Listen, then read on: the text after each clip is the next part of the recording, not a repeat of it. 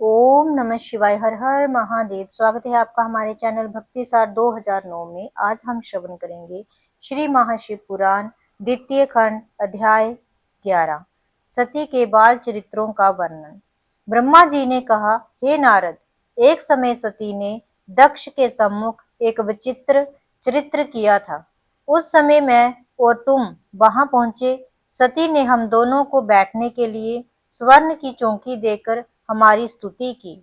हम दोनों ने सती की नम्रता तथा सेवा देकर ये वरदान दिया कि जिसकी महिमा अपार है तथा जिसकी हम और विष्णु सेवा करते हैं और जो किसी दूसरी स्त्री को ना चाहे, ऐसा परम पुरुष तुम्हारा पति हो। सती से ऐसा कहकर फिर दक्ष ने कहा, हे दक्ष, तुम धन्य हो, तुम्हारे घर में आदि शक्ति जगदम्बा अवतरित हुई हैं। अब तुमको यही उचित है कि मोह रहित होकर कन्या का विवाह शिव के साथ संपन्न कर दो। ऐसा कहकर मैं और तुम अपने अपने स्थान को लौट आए। उस समय दक्ष ने प्रसन्न होकर सोचा कि अब सती युवा हुई है तथा घर से बाहर पैर नहीं रखती है, अस्तु अब मुझे यही उचित है कि जिस प्रकार शिवजी उसको स्वीकार करें वही उपाय करना चाहिए। इसी प्रकार विचार करते करते बहुत समय व्यतीत हो गया, परंतु दक्ष के हृदय में कोई बात स्थिर न हुई। तब सती ने सोचा कि मैं शिव का तप करके शिव शक्ति हो जाऊं, परंतु लज्जावश माता पिता की आज्ञा के बिना वह इस बात को प्रकट नहीं कर सकती थी।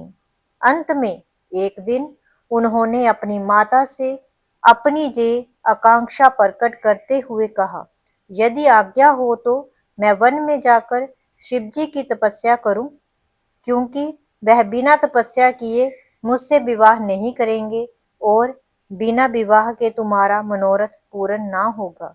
इसलिए हे माता, यही उचित है कि तुम मुझे इसके लिए पिता से आज्ञा दिला दो।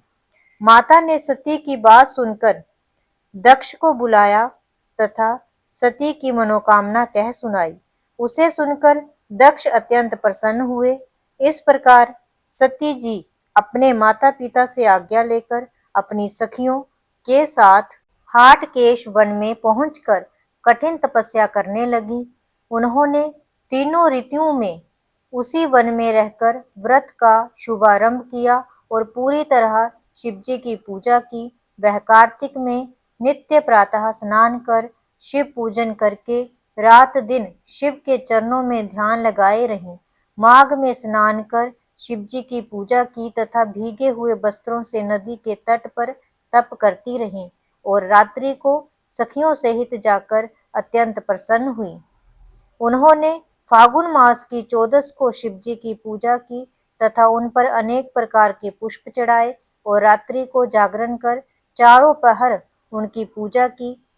चैत्र मास में शुक्ल पक्ष की चतुर्दशी को टेसु के पुष्प अर्पित किए। उन्हीं पुष्पों से शिवजी का पूजन किया। बैसाख सुदी तृतीया को शिवजी का पूजन किया तथा उनके सम्मुख नाना प्रकार के पुष्पों से नैवेद्य समर्पित किए। ज्येष्ठ मास के अंत में व्रत रखकर सहस्त्रों भटकटिया के पुष्पों से शिवजी की पूजा की। अत्यंत पवित्र आषाढ़ मास में पूरे माह व्रत रखकर नाना प्रकार के पुष्पों से शिवजी का पूजन किया। श्रावण की अष्टमी को वस्त्रादिक दान किए। भादों के कृष्ण पक्ष को काम तिथि में सुंदर सुंदर पुष्प एवं फलों से अच्छी प्रकार शिवजी की पूजा की। इसी प्रकार चतुर्दशी को पुनः शिवजी का पूजन किया। इसी प्रकार सती का नंदा व्रत आनंद पूर्वक संपन्न हुआ।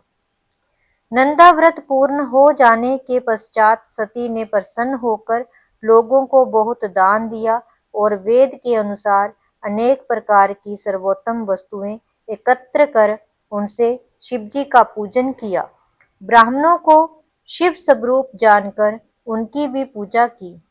इस प्रकार शिव के प्रेम में मगन होकर जोग धारण से तप किया और श्वास चढ़ाकर जल में बैठ गई। उस समय मैंने तथा विष्णु ने जाकर देखा कि सती सिद्धों एवं अमरगण की भांति बैठी हैं और वहां से संपूर्ण जीवों में कोई भी द्वेष भाव नहीं है।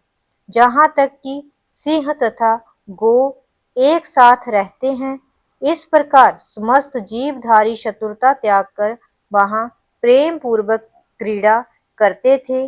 मैं और विष्णु जी वहां की ऐसी दशा देखकर सती की स्तुति करने लगे। फिर कैलाश पर्वत की ओर जे कहते हुए कि सती को शिवजी अंगीकार करें, चल दिए। हर हर महादेव।